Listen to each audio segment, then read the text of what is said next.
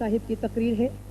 شیخ یاسین علی صاحب علوم اسلامی کے ایک مستند و معروف عالم ہیں، عربی زبان پر خاص دسترس رکھتے ہیں۔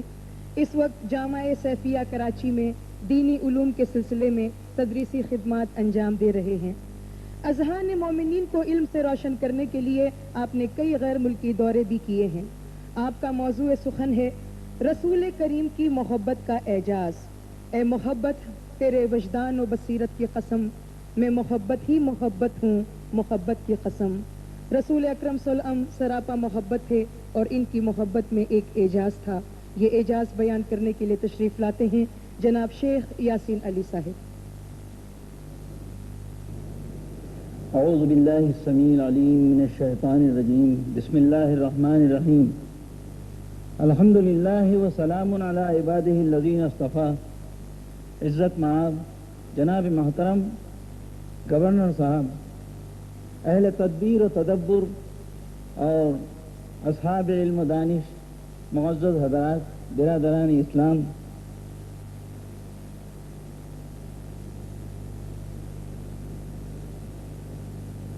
حضور اکرم صلی اللہ علیہ وسلم اپنے ساتھ،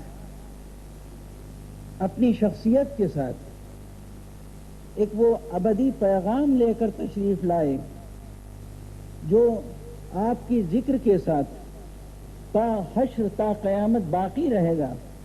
اسی سے استفادہ کرتے ہوئے، اسی کی مدد سے آپ کی محبت، حضور اکرم صلی اللہ علیہ وسلم کی محبت کے اعجاز کا مختصر سا خاکہ عرض کرنا چاہتا ہوں۔ کسی مفکر نے کہا ہے، عشق اول در دل معشوق پیدا می شود، تا نہ سوزد شمع کہ پروانہ شیدا می شود۔ ہم اگر آج حضور اکرم کی محبت میں، آپ کی محبت کے پروانے ہوں یا کہ دیوانے ہوں، شرط یہ ہے کہ آپ نے ہمیں سالہ سال پیشتر اس سے کئی زیادہ محبت کی دولت عطا کی ہے جو آپ کے دل میں تھی۔ قرآن میں اللہ سبحانہ نے متعدد آیتوں میں اپنی محبت کا ذکر اپنے ان ناچیز بندوں سے جو اس زمین کی خاک کی حیثیت رکھتے ہیں ان کا ذکر کیا ہے۔ کسی آیت میں فرمایا کہ واللہ یحب المحسنین، کسی آیت میں فرمایا کہ ان اللہ یحب التوابین ویحب المطہرین۔ اللہ سبحانہ احسان کرنے والوں سے محبت کرتا ہے، اللہ سبحانہ پاک باز بندوں سے توبہ کرنے والوں سے محبت کرتا ہے۔ اللہ کی محبت کا پیغام جو نبی اکرم ہم تک پہنچا رہے ہیں، اس نبی نے بھی ہمارے خالق و معبود سے کسی درجہ کم محبت ہم سے نہیں کی، اور ہمیں یوں بھی فرمایا کہ ان کنتم تحبون اللہ فاتبعونی۔ میں جس انداز سے اپنے معبود کی محبت کرتا ہوں، اگر آپ کو اللہ کی محبت کا ثبوت پیش کرنا ہے تو آپ اسی طریقے سے محبت کریں۔ آپ کی محبت کا اعجاز قرآن کے آئینے میں ایک مختصر سا خاکہ پیش کروں۔ قرآن میں جہاں انبیاء کرام کے قصے اور اخبار بیان کیے گئے ہیں، وہاں اللہ کے ایک پیارے نبی جو اپنی حسن و جمال میں بے مثال شخصیت رکھتے تھے، ان کا بھی ذکر ہے، اور ان کے قصے کو کہا گیا ہے کہ نحن نقص علیک احسن القصص، ہم تمہیں تمام قصوں میں بہترین قصہ احسن القصص سناتے ہیں۔ میں تو یہ عرض کرتا ہوں کہ اس قصے کے آئینے میں ہم ہمارے محبوب اکرم کا تذکرہ کریں تو یوسف تو قصہ ہے، تو احسن القصص۔ اہل تفسیر نے لکھا ہے یوسف علیہ السلام مصر کے بازاروں میں بیچے گئے، اور اس کے بعد اللہ نے اتنا اعزاز نصیب کیا کہ جس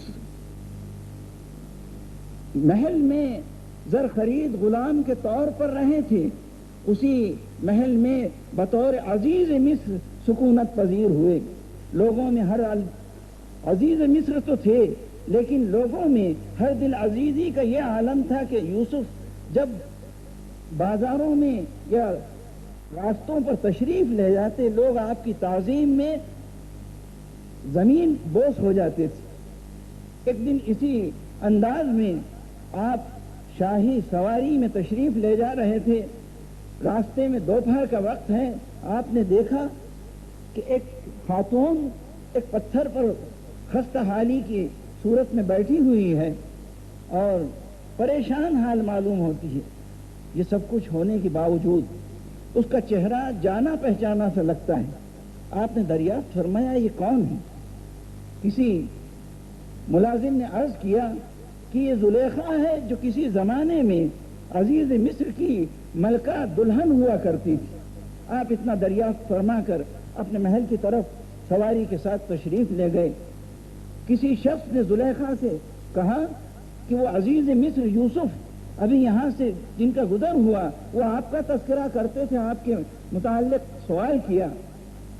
زلیخا کو عزیز مصر کا نام، یوسف کا نام سنتے ہی اپنی گزشتہ زندگی کی جاہ و جلالی، نعمت و آرام، راحت یاد آ گئے۔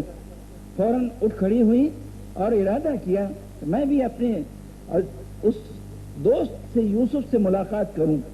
جب محل کے دروازے پر زلیخا بیوی پہنچی تو آپ کی کسی خیر خواہ نے مشورہ دیا کہ آپ یوسف سے نہ ملیں۔ کیوں؟ پوچھا کہ کیوں نہ ملوں؟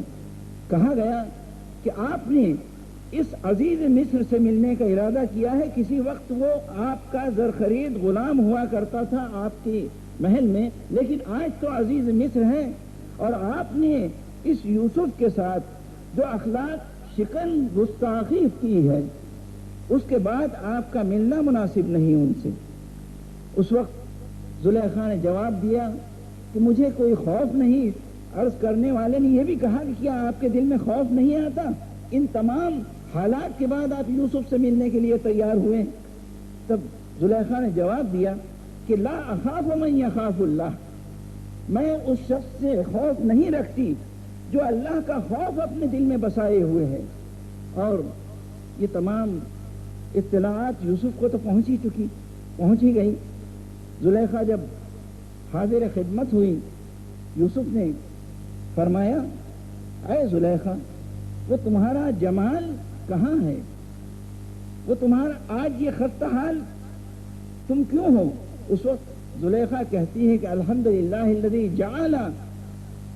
جعل الملوک لعصیانہم عبیدا وجعل العبید لطاعتہم ملوکا۔ اس اللہ کا حمد اس حال میں بھی کرتی ہوں کہ جس اللہ نے بادشاہوں کو اپنی نافرمانی کے عوض میں فقر و فاقت کی غلامانہ زنجیروں میں جکڑ دیا اور غلاموں کو ان کی فرما برداری کی جزا کے طور پر حکومتیں عطا کی۔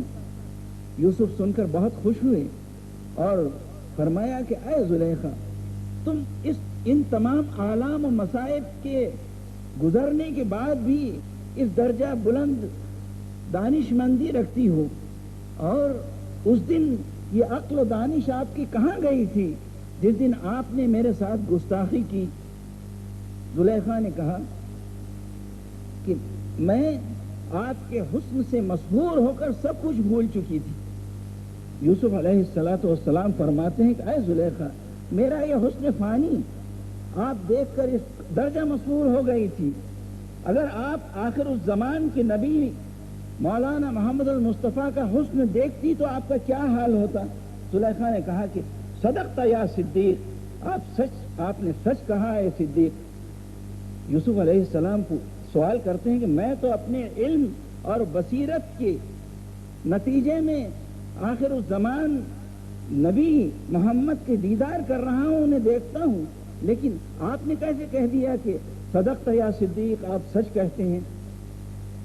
زلیخا نے کہا کہ آپ نے جب ذکر فرمایا اس نبی کا، میرا دل ان کی محبت سے چھلک اٹھا۔ میں نے دیکھا کہ میرا محبت حسن ضرور ہے جس کی محبت میرے دل میں پیدا ہوئی ہے۔ یہ گفتگو ہو رہی تھی، اللہ سبحانہ نے جبرائیل کو بھیجا اور یوسف کو حکم کیا کہ زلیخا سچ کہتی ہے اور محمد کی محبت کے طفیل آپ سے حکم کر، اللہ کا حکم ہے آپ کو کہ آپ زلیخا کو اپنی ملکہ بنائیں، انہیں اپنی رانی بنائیں اور یوسف علیہ السلام نے زلیخا سے شادی کی، وہ نعمتیں جو چلی گئی تھی، مسلوب ہو گئی تھی، واپس زلیخا کو اللہ تعالیٰ نے محمد کی محبت کے طفیل میں عنایت فرمائی۔ یہ اعجاز قرآن کے اس قصے سے استفادہ کرتے ہوئے ذکر کرتا ہوں جسے اللہ سبحانہ نے فرمایا نحن نقص علیک احسن القصص۔ اگر ہم اپنے گرد و پیش کی تاریخ سے استفادہ کریں تو غزنہ کی سپہ سالاری نے کسی زمانے میں اس بر صغیر پر 17 بار چڑھائی کی، اور ہر وقت سینکڑوں کی تعداد میں اصنام کو منہدم کر دیا گیا، بتوں کو توڑ ڈالا گیا، لیکن ہر وقت جب وہ لشکر وہ فوج واپس گئی، سینکڑوں کی جگہ ہزاروں اصنام نصب کر دیے گئے اسی جگہ پر، لیکن ہمارے مولا اور آقا حضور سرور کائنات تنہا مکہ المکرمہ میں بیت اللہ الحرام میں داخل ہوئے۔ اگر آپ کا کوئی ہم رکاب ہے تو صرف ایک حیدر کرار، رجل کرار غیر و فرار آپ کے ساتھ میں ہیں، اور آپ نے وہاں قریش اور اہل جاہلیت کے جتنے کفار قریش کے جتنے اصنام تھے انہیں توڑا۔ آپ کے اعجاز محبت ہے، آپ نے دلوں میں جو نصب شدہ اصنام اور بت تھے انہیں پہلے توڑا، پھر اس کے بعد بیت اللہ سے اصنام منہدم فرمائے۔ نتیجہ یہ ہوا کہ تا قیامت روز حشر تک اب کوئی وہاں بت نصب کرنا تو کجا بت واپس لانے کا خیال بھی نہیں لا سکتا۔ یہ حضور اکرم صلی اللہ علیہ وسلم کی اس محبت کی فتح مبین تھی، فتح عظیم تھی، کہ جس محبت کے طفیل میں آج اسی کے اعجاز کے سائے میں ہم بھی دنیا کے الحاد و کفر کے طوفان کے درمیان بحیثیت مسلمان موجود ہیں۔ محمد کی محبت دین حق کی شرط اول ہے، اسی میں ہے اگر خامی تو سب کچھ نامکمل ہے۔ محمد کی محبت خون کے رشتے سے بالا ہے، یہ رشتہ دنیاوی قانون کے رشتے سے بالا ہے۔ اللہم صلی علی محمد وآل محمد وبارک وسلم والحمد للہ رب العالمین۔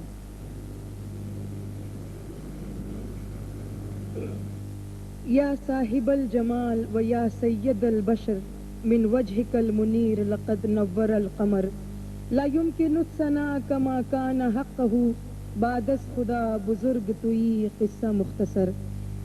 یہ تھے جناب شیخ یاسین علی سلام صاحب جو رسول کریم کی محبت کے اعجاز پر ہم سے گفتگو فرما رہے تھے۔ یہ محفل محمد صلی اللہ علیہ وسلم کی مدح و ثنا کی محفل ہے۔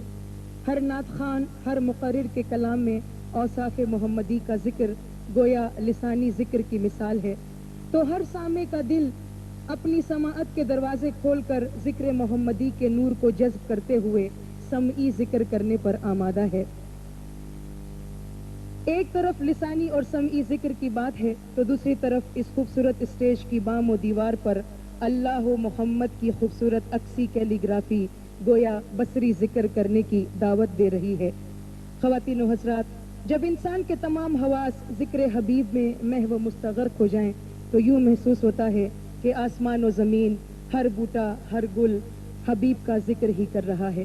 ایسے ذکر کرتے ہوئے زندگی بیت جائے، اس کا اظہار کرتے ہوئے عاشق